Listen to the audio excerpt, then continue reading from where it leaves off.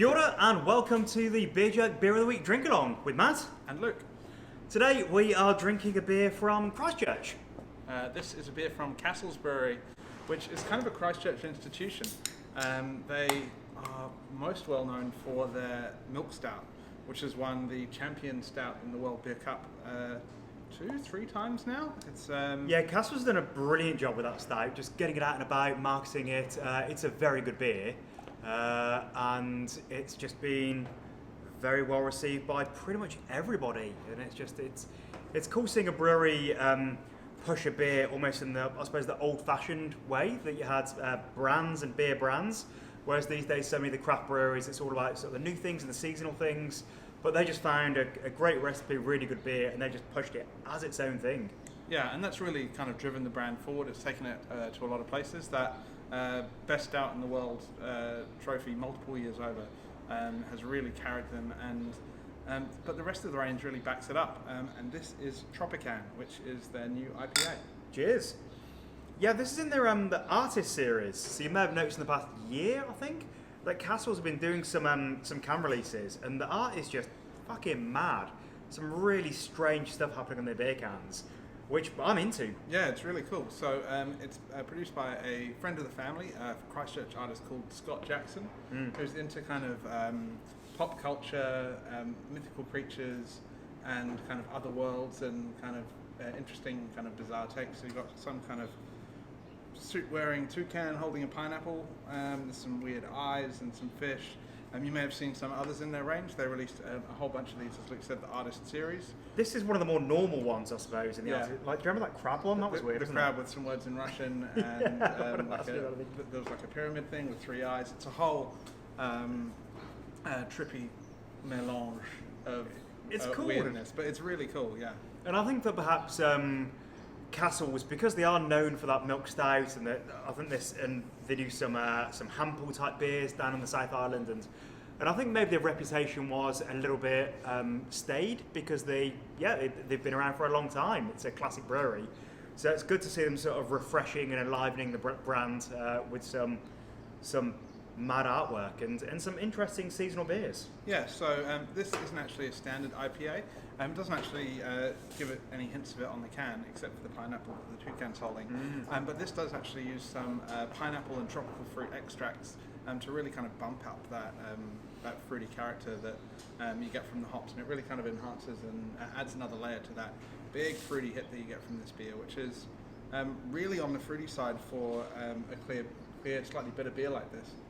Yeah, it really works, and I think it all kicked off, 10 years or so ago, with breweries like Ballast Point putting grapefruit in IPAs, basically. When people grapefruit Sculpin, one of the classic iconic fruited IPAs. Yeah, and I think you had brewers suddenly realising that you could use an adjunct flavour in a beer that's not just hops, malt, barley, water. There's something that just really complements the hops, and there was definitely a time I remember sort of around 15 years ago, in the early days, this whole new craft beer movement when I was living in England, that it was seen as sort of cheating, that the idea of putting a fruit in an IPA was like, well, I suppose you might have a white wine that tastes like gooseberries, but you wouldn't dream of putting gooseberries in the white wine.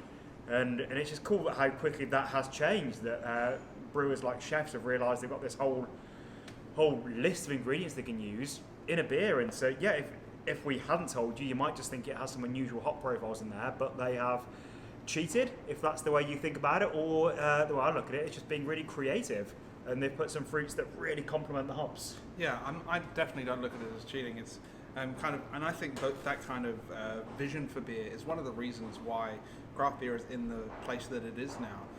That room for innovation and development, and taking it to the next level.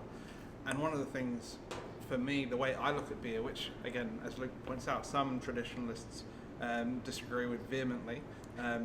There's some professional brewing Facebook groups where this viewpoint gets put down a lot. But to me, what makes a beer is it's a platform for flavour. Whether that's hop flavour or yeast flavour, you take malt, hops, yeast, and water, and you can build on that. You can build on it with hops, you can build on it with yeast, you can build on it by playing with your water profile.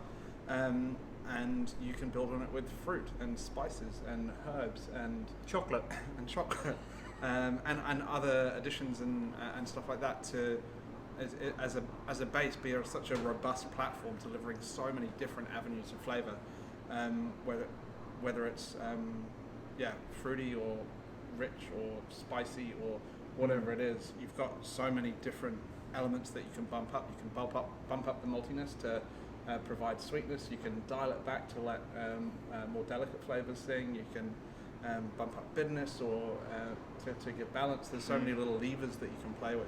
And I think this has done it really well in creating that balance, enhancing the fruity character that's already there with those fruit additions, while still kind of maintaining the essence of the style.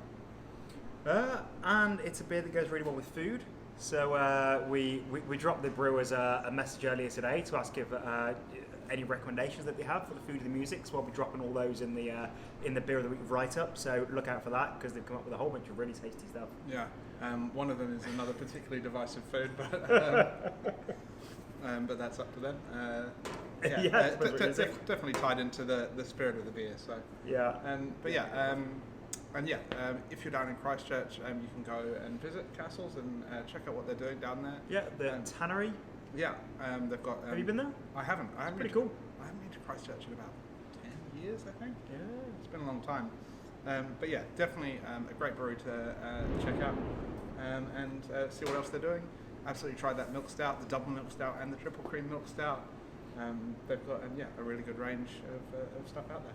And also a lot of other really cool stuff happening in beer in Christchurch and roundabouts. There's some really wonderful breweries in Greater Canterbury as well as in the city. So if you're a bit of a beer tourist, it's definitely worth a visit. And it's been too long since I've visited Christchurch as well. I need to get down there soon. Yeah, absolutely. And if you're a beer tourist up in Auckland, you can come and visit us at the Fridge and Flagon, where we are sitting right now, this weekend to try the release of our new Small Gods beer. Two new Small Gods beers. Two new Small Gods beers, that's right. So we have Across the River and Into the Trees, which is our Bellini-inspired ale. So it's a kind of brut sparkling peach ale, really nice, light, refreshing summer beer. And the other one we have is our new Small Gods collaboration with 8 Wired, which is called Desperate Glory. Now this is a follow-on from last year's release of 3 on a Match, which was our Belgian amber ale.